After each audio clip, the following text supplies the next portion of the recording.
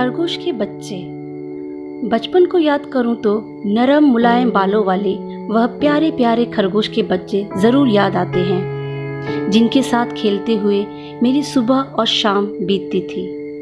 पहले पहल मैंने नूरा के पास उन्हें देखा था और देखते ही मुग्ध हो गया था। नूरा बकरियां चराता था। वह अपनी बकरियों को बहुत प्यार करता था। पता नहीं कहां से वह खरगोश का एक खूबसूरत जोड़ा पकड़ लाया था। फत्तू हमारे घर का बरसों पुराना नौकर था। वह बहुत भला आदमी था। हम सभी को वो अपने परिवार का एक ही हिस्सा लगता था और मेरा तो वह दोस्त ही बन गया था। एक दिन मैंने फत्तू से कहा, एक जोड़ा खरगोश तुम भी पकड़ लाओ ना फत्तू। कई दिन तक फत्तू मेरी बात टालता रहा। मैं भी अपनी जिद पर कायम था।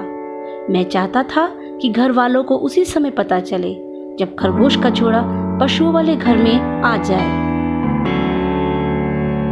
हर रोज नूरा के घर जाकर मैं उसके खरगोश देख आता था।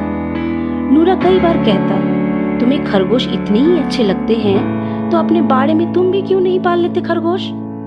आखिर मैं ठठेरे के लड़के से कहकर खरगोश के लिए चौकोर पिंजरा बनाने में सफल हो गया।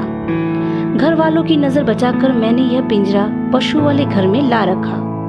फत्तू मेरे मन का भाव समझता था।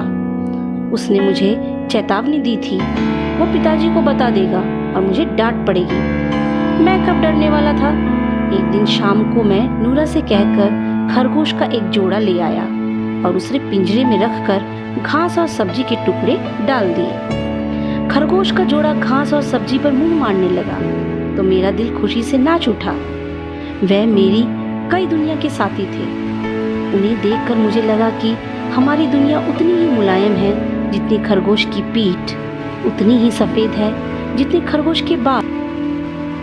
उनकी आंखें खुल गई और वह खूब उधम मचाने लगे। बच्चों को खेलते देखकर खरगोश का जोड़ा की की आवाज से अपनी खुशी प्रकट करता।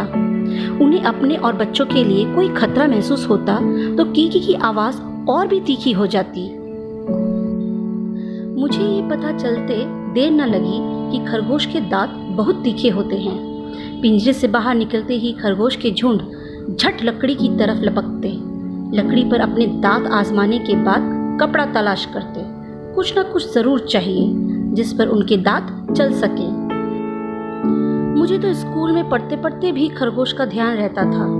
जब सुबह सुबह हमारे स्कूल के लड़के और अध्यापक मिलकर प्रार्थना गाते तो मेरी कल्पना में खरगोश के बच्चे भी अपनी की मीठी आवाज के साथ बड़े अटपटे ढंग से प्रार्थना गा रहे होते।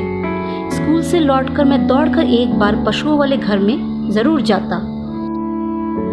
कभी कभी मैं सोचता कि मुझे खरगोश इतने अच्छे क्यों लगते हैं। मेरा दिल कहता है कि इसमें क्या बुराई है। मुझे बकरी के नन्हे मुन्ने मेमने भी बहुत कम अच्छे नहीं लगते हैं। मुझे भेड़ के बच्चों की पीठ पर हाथ फेरना भी बहुत अच्छा लगता है। ऐसे ही दिन गुजरते जा रहे थे। खरगोश मेरे ऐसे प्यारे प्यारे नन्हे मित्र बन गए थे कि उनके बगैर ना मुझे दिन की शुरुआत अच्छी लगती थी और न साँझ। मन दौड़ दौड़ कर उन्हीं की तरफ भागता। पिताजी कभी कभी डांटते, माँ से कहते, देखना इन खरगोश के चक्कर में इस बार ये जरूर फेल होगा। सुनकर मुझे दुख होता। खरगोश मुझे प्यारे थे पर उनके कारण मेरी पढ़ाई में तो कोई हर्ज ना होता था। मुझे समझ में ना आता आखिर पिताजी क्यों इन भले भले जीवों से नाराज हैं। ये किसी का कुछ नहीं लेते। आखिर इम्तिहान नजदीक आया तो मैंने पिताजी से डर से खरगोश के पास बैठना ही कम कर दिया।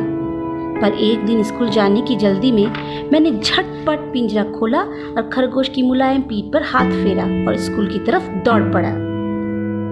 स्कूल से लौटा तो मुझे फत्तू ने दिल दहलाने वाला समाचार सुनाया।